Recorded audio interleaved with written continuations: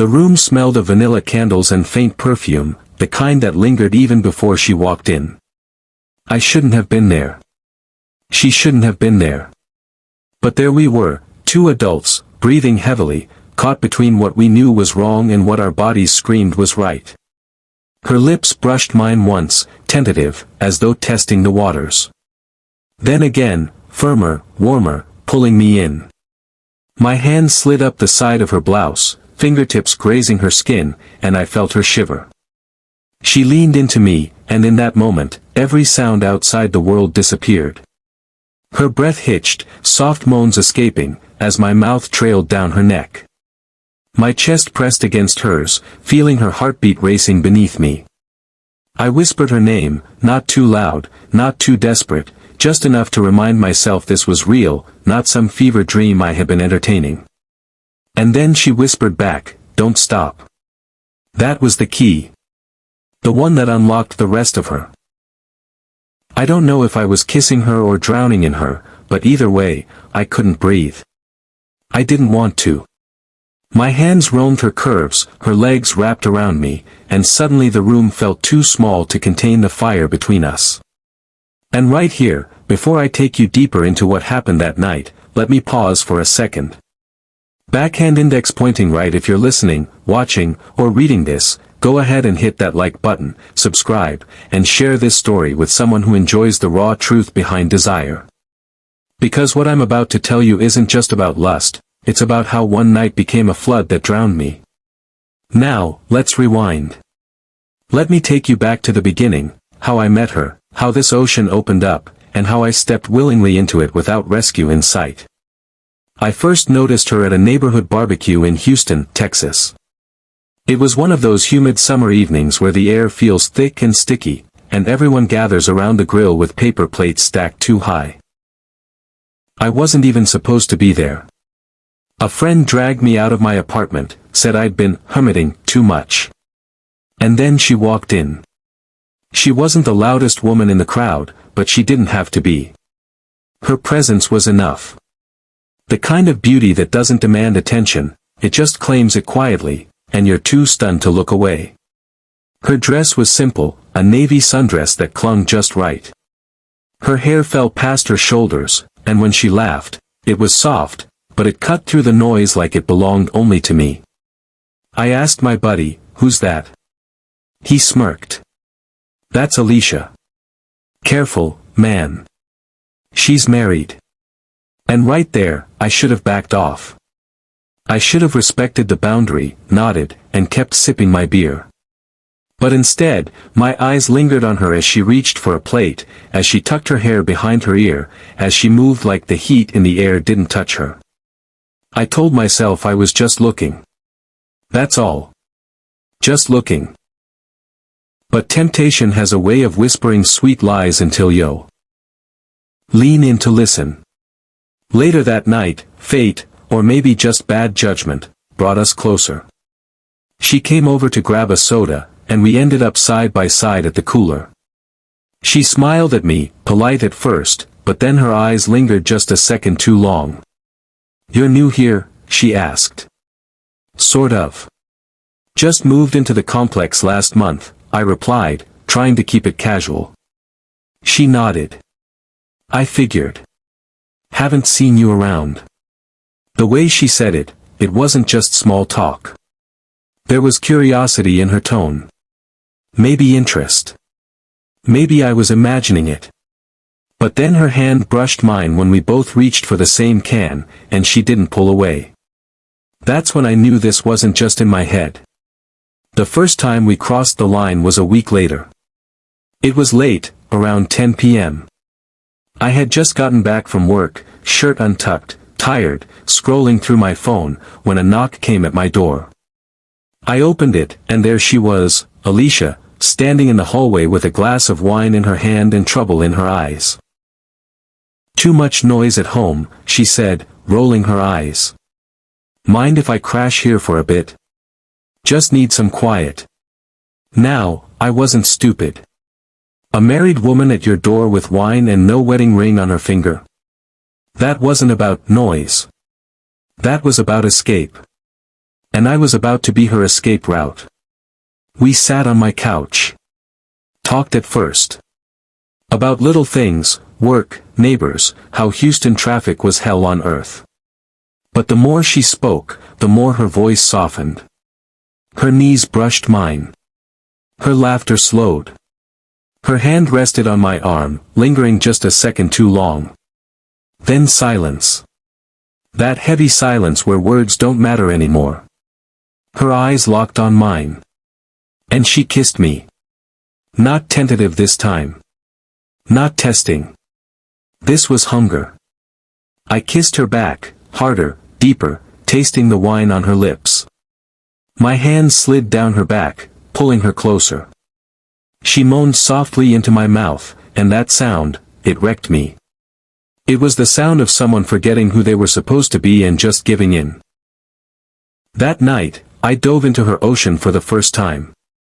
And even though I knew it was dangerous, even though I knew I couldn't swim in waters that deep, I didn't want to come up for air. By the time dawn came, I knew two things for sure. One, this wasn't going to be a one-time mistake. And two, I didn't want it to be. That was just the beginning. The first step into waters that looked calm on the surface but hid storms underneath. And as I sit here now, telling you this, I can already feel it, the waves pulling me back in, the memory of her body against mine, her whispers in the dark, her moans that echoed louder than my conscience ever could. This was the start of a lust that would sink me, with no lifeboat, no rescue, no way out. Backhand index pointing right. Don't forget, if this first chapter already has you hooked, go ahead and like, share, and subscribe. Trust me, the deeper we go, the hotter it gets, and the more dangerous it becomes. The days that followed that first night were a blur of stolen glances, late-night texts, and reckless touches in places we had no business touching. I couldn't stop thinking about her, Alicia. Her scent stayed on my sheets long after she left. Her moans played on repeat in my head every time I closed my eyes. She was in my veins now, and no matter how much I told myself to slow down, I kept diving deeper. It started innocently enough, messages at night. "Can't sleep," she'd text. "Neither can I'd reply. Sometimes it was just talk, about music, food, frustrations. But then it shifted. The conversations grew heavier, hotter. Pictures started to slip through. Nothing too wild at first, just a shot of her legs curled under a blanket, or her lips with a teasing caption. But even those made my chest pound, made me ache. One night she sent me a picture of herself in the bathroom mirror, wrapped in nothing but a towel. "Thinking of you," the text read. I stared at that photo for what felt like hours. My pulse raced, my body reacted instantly, and all I wanted was her. Right then. And that's exactly what she wanted too. It was a Friday when she came over again.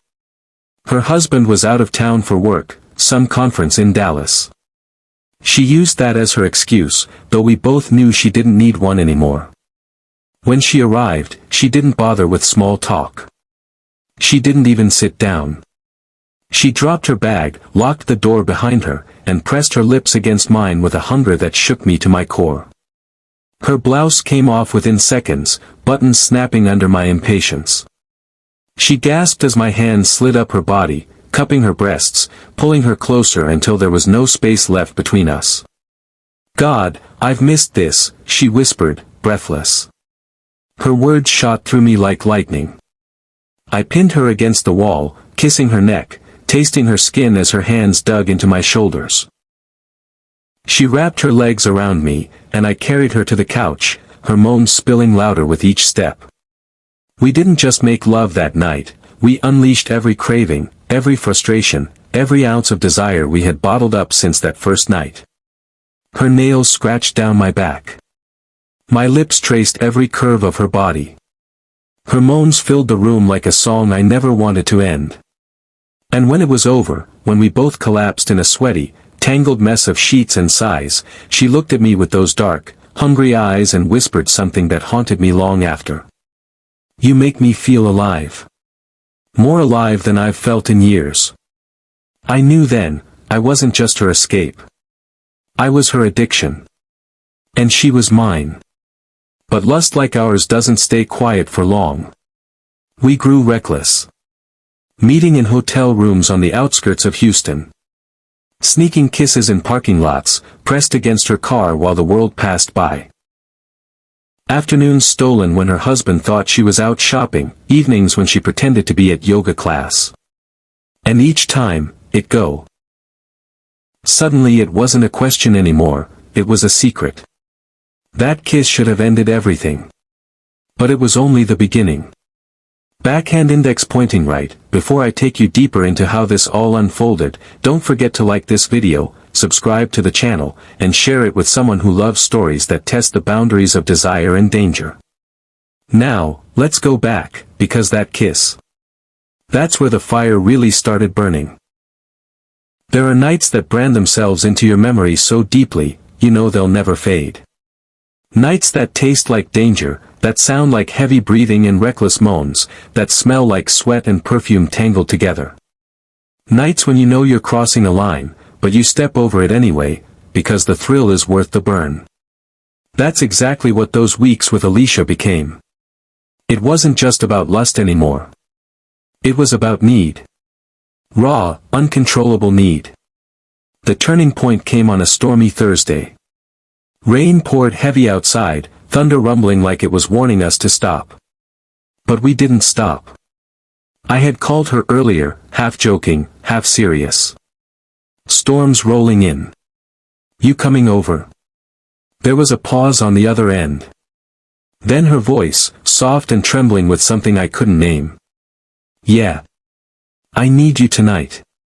When she walked into my apartment, soaked from the rain, her blouse clinging to her skin, her hair dripping down her cheeks, my self-control vanished. I pulled her inside before she could even take off her heels. Her lips met mine, wet and desperate. Her hands clawed at my shirt, tugging it open as her breath came hot against my mouth. I couldn't stop thinking about you, she whispered, pushing me back against the door. Every time he touched me this week, I closed my eyes and imagined it was you.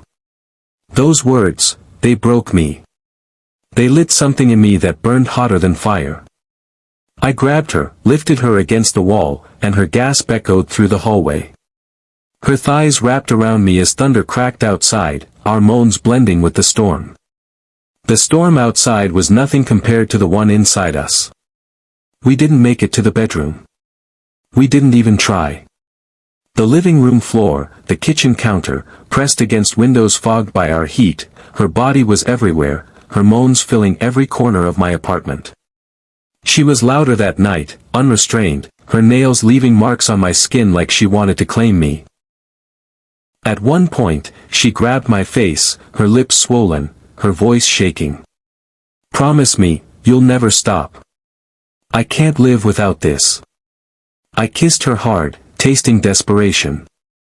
I promise. But deep down, I knew promises like that came with a price. After hours of madness, we collapsed on the couch, tangled in a blanket. The rain had calmed, but inside, my chest was still storming. She lay against me, tracing lines across my chest with her fingers. Then, almost casually, she whispered. I told him I might spend the weekend with my sister in Austin. I froze. You mean? Her eyes met mine. Dark. Hungry. Terrifying. I mean, I want to stay with you. The whole weekend. Just us. I should have said no.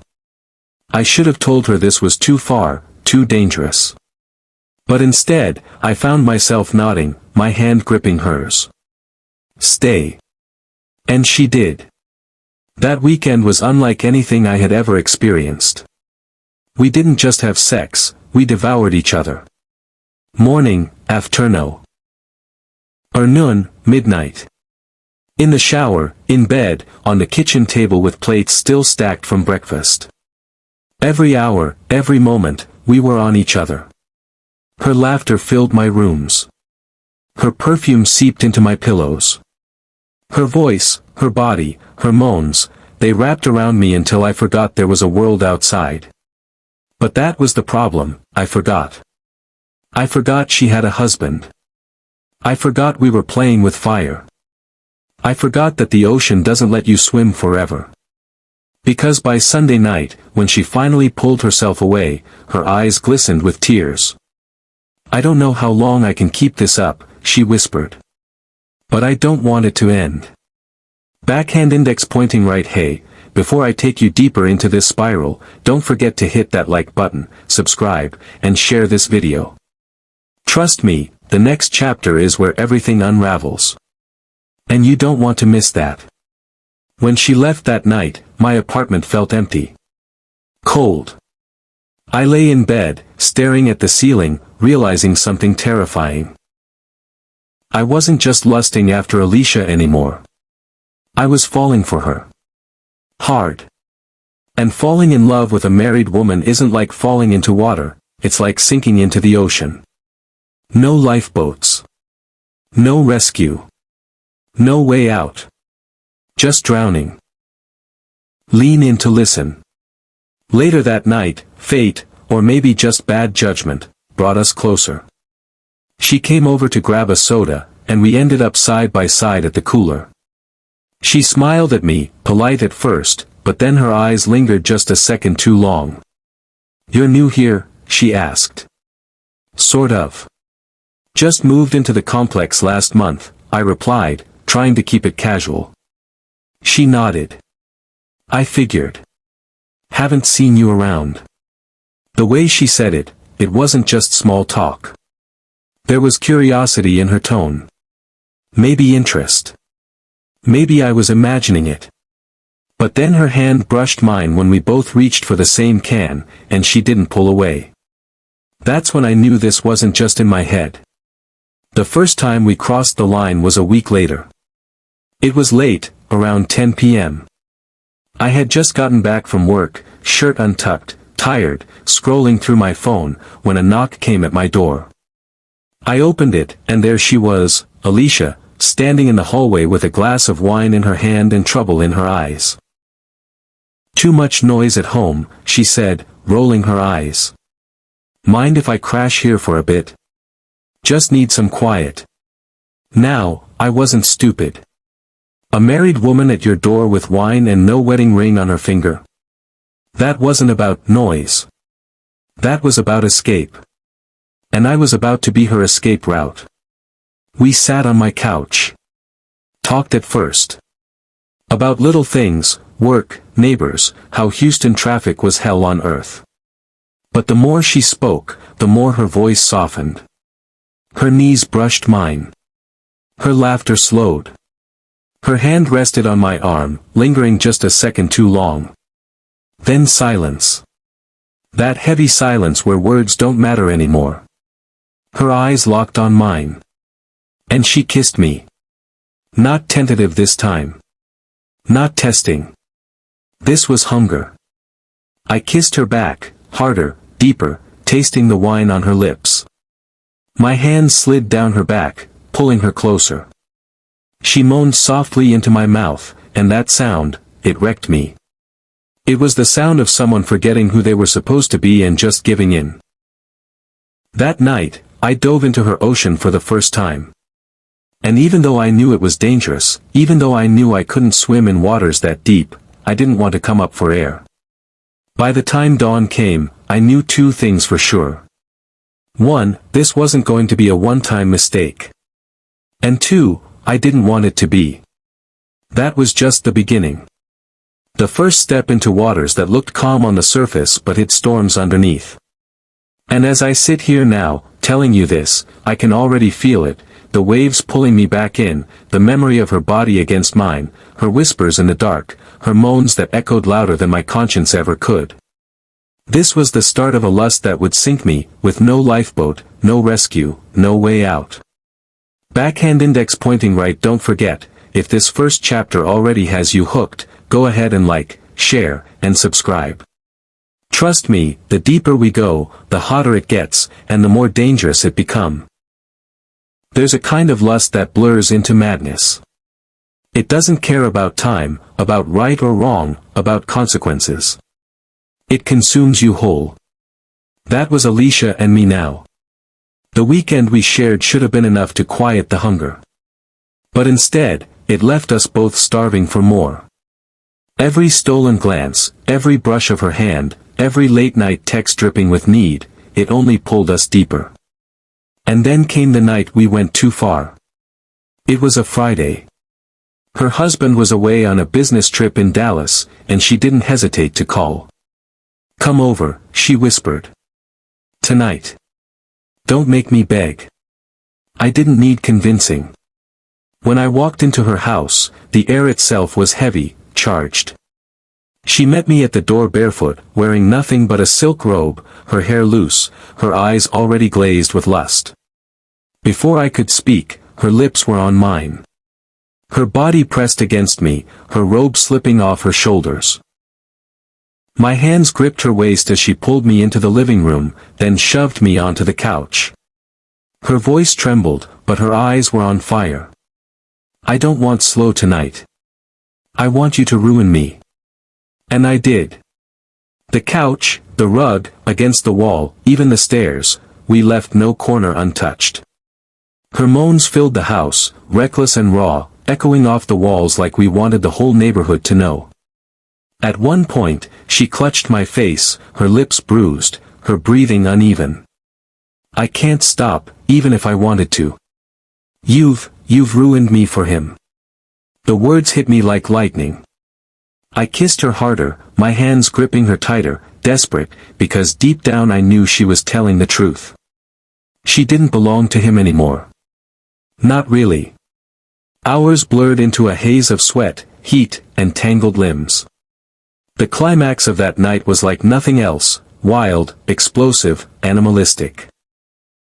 It felt less like passion and more like survival, like if we stopped touching, kissing, moaning, we'd both collapse and never rise again.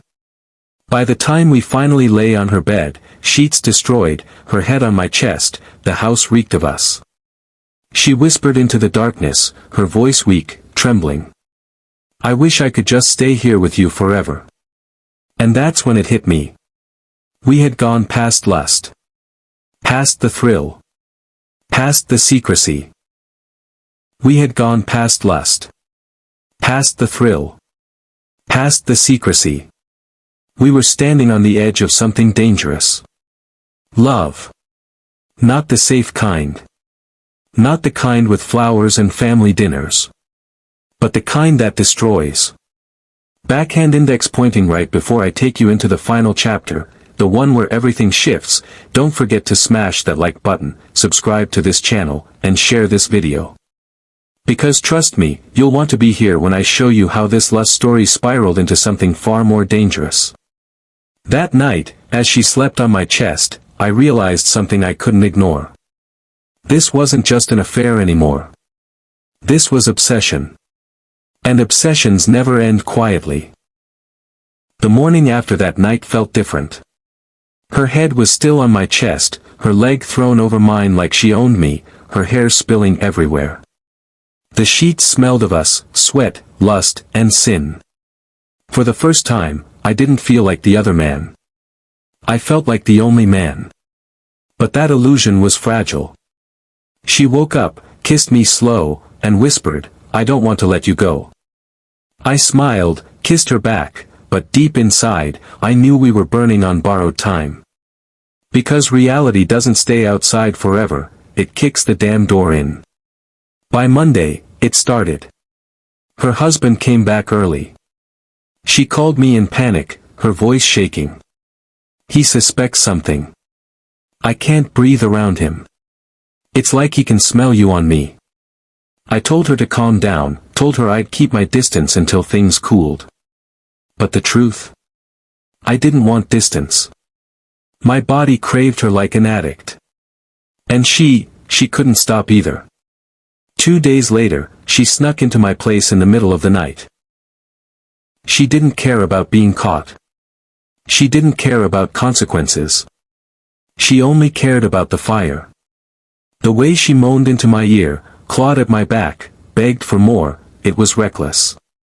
It was desperate. It was love, or something darker wearing love's skin. But here's the thing about passion without boundaries, it doesn't stay hidden forever. Her husband found texts. He didn't confront her right away, but she knew he'd seen. That night, she came to me again, shaking, crying, yet still craving. She kissed me like it was goodbye. Like she was drowning and wanted me to drown with her. And I did. Every kiss, every thrust, every moan, we both knew it could be our last. By dawn, she was gone. No note. No message. Just silence. I called, I texted, nothing. She vanished from my life as if she had never existed. But I still felt her everywhere, her scent on my sheets, her voice echoing in my head, her moans carved into my memory. And that's the brutal truth, the part no one tells you about affairs. It's never just lust. It's never just fun. It's obsession. It's addiction. It's a fire that burns down everything, even when you think you're in control. And when it's gone, you're left empty. Drowning in her ocean, without rescue. Backhand index pointing right if this story pulled you in, if her moans, her lust, and my downfall hit you as hard as they hit me, smash that like button, subscribe for more untold confessions, and share this video. Trust me, there are more stories waiting, stories just as raw, just as dangerous, just as unforgettable. And that's how my lust for ecstasy didn't just sink me, it drowned me, left me craving a ghost that would never come back. No rescue. No closure. Just silence, and memory. In the end, it wasn't love that kept me bound to her, it was the ecstasy, the forbidden fire that tasted sweeter than anything I'd ever known. Her moans still live in my veins, her touch still burns on my skin, and though she's gone, I carry her like a secret tattoo beneath my soul. I drowned in her ocean willingly, with no rescue, no regret, only the memory of lust so deep it felt like forever.